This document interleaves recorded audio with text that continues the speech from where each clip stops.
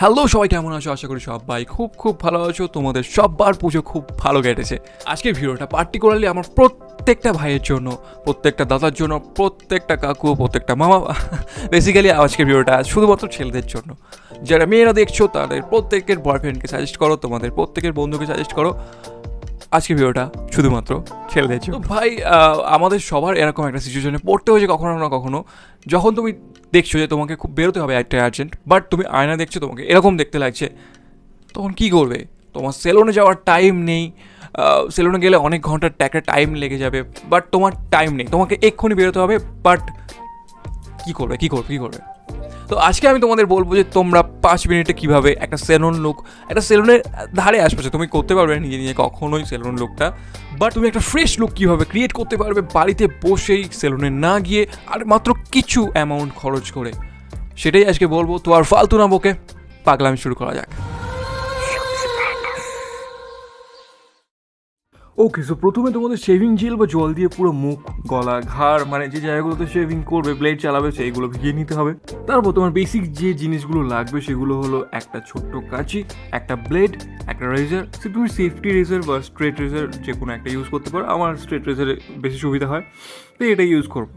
ওকে, তো শেপ আনার জন্য প্রথমে গোফের আউটলাইনটা সোজা করবে, তারপর দাড়ির আপার আউটলাইনটা সোজা বা রাউন্ড, তুমি যেটা খুশি করতে পারো।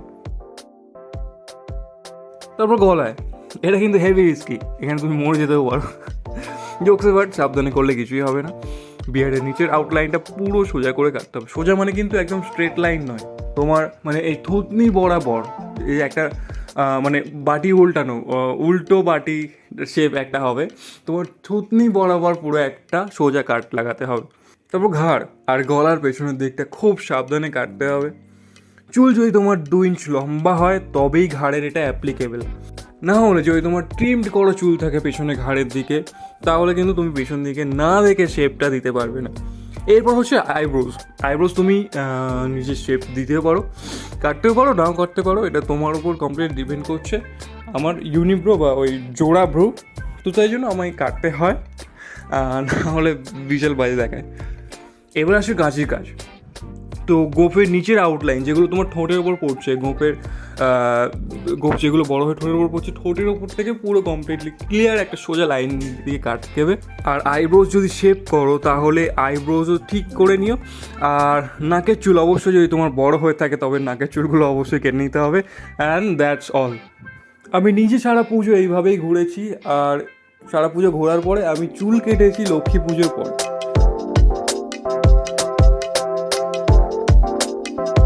জাস্ট দেখলে এটা কতটা ইজি একটা প্রসেস, বাড়িতে বসেই পুরো প্রসেসটা কমপ্লিট করতে পারবে। বাট যারা প্রথমবার করছো তাদের কাছে জিনিসটা কখনোই ইজি নয়।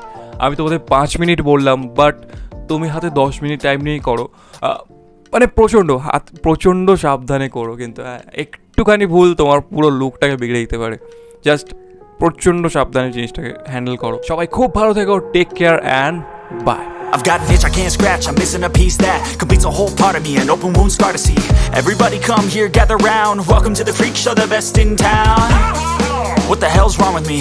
I don't get along with anybody, honestly.